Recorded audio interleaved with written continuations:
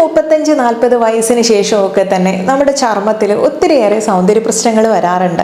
പ്രധാനമായിട്ടും വയസ്സ് കൂടുന്നതിനനുസരിച്ച് നമ്മുടെ സ്കിന്നിലെ കൊളാജൻ കുറയുന്നതിനനുസരിച്ച് ചുളിവുകൾ വരിക എന്നുള്ളത്, അല്ലെങ്കിൽ ആ ഒരു സ്കിന്നിൻ്റെ ടൈറ്റ്നസ് കുറഞ്ഞു വരിക എന്നുള്ളത് സ്വാഭാവികമാണ്. അതുപോലെ തന്നെ ഏജ് സ്പോട്ടുകൾ, നമ്മൾ വെയിലേറ്റ് കഴിഞ്ഞാൽ ഉണ്ടാവുന്ന കരിവാളിപ്പായാലും ഇനി കഴുത്തിൽ ചുറ്റും കാണുന്ന കറുപ്പ് കളറോ പിഗ്മെൻറ്റേഷൻ തുടങ്ങിയിട്ടുള്ള ബുദ്ധിമുട്ടുകളൊക്കെ ഉണ്ടാവാറുണ്ട്. ഇതെല്ലാം മാറ്റാൻ വേണ്ടിയിട്ട് ഒരൊറ്റ സ്റ്റോണിന് സാധിക്കുമെന്ന് പറഞ്ഞാൽ വിശ്വസിക്കാൻ ബുദ്ധിമുട്ടാണല്ലേ.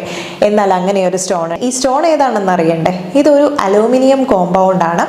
ഒരു മായവും ഇല്ലാതെ നമുക്ക് പ്രകൃതിയിൽ നിന്ന് കിട്ടുന്ന ഒരു സ്റ്റോണാണ്. ഇതിന് ആലം എന്നുള്ള പേരിൽ പറയുന്നുണ്ട്, പടികാരം അല്ലെങ്കിൽ സംസ്കൃതത്തിൽ സ്ഫടിക എന്നുള്ള പേരിലൊക്കെ പറയുന്നുണ്ട്.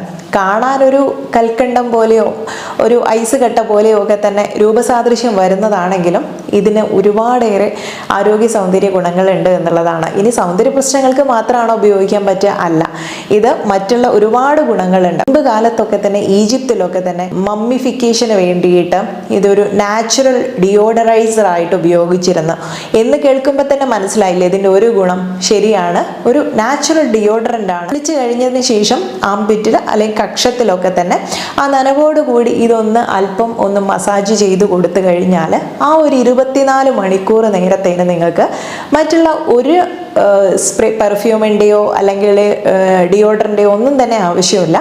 വളരെ ക്ലീൻ ആക്കി വെക്കാൻ വേണ്ടിയിട്ട്, അല്ലെങ്കിൽ ആ ഒരു വിയർപ്പിൻ്റെ ദുർഗന്ധം ഒന്നും ഇല്ലാതിരിക്കാനും ഒക്കെ തന്നെ സഹായിക്കുന്ന വളരെ നല്ല ഒരു സ്റ്റോണാണ്. ഷോപ്പിൽ പോകുന്ന സമയത്ത് ഇത് അവിടെ കോമൺ ആയിട്ട് കാണുന്ന ഒരു കാര്യമായിരുന്നു. ഇത് ഷേവ് കല്ല് എന്നൊക്കെ തന്നെ ചില ഭാഗങ്ങളിൽ ഇതിനെ വിളിക്കുന്നുണ്ട്.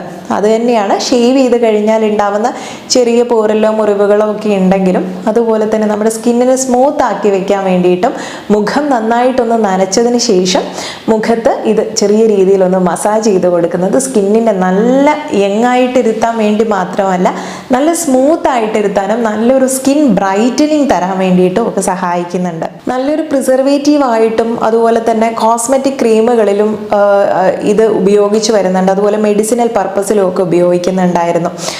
ഈ പലവിധ ക്രീമുകൾ മാറി മറിഞ്ഞ് വിപണിയിൽ വന്നുകൊണ്ടിരിക്കുന്നത് കൊണ്ട് തന്നെ നമ്മൾ ഇതിന് സൗകര്യപൂർവ്വം പലപ്പോഴായിട്ട് മാറ്റി വയ്ക്കപ്പെടാറാണ് ചെയ്യുന്നത്. മുഖത്തുണ്ടാവുന്ന മുഖരോമം കൂടുതലായിട്ട് വരുന്നവരുണ്ടായിരിക്കും.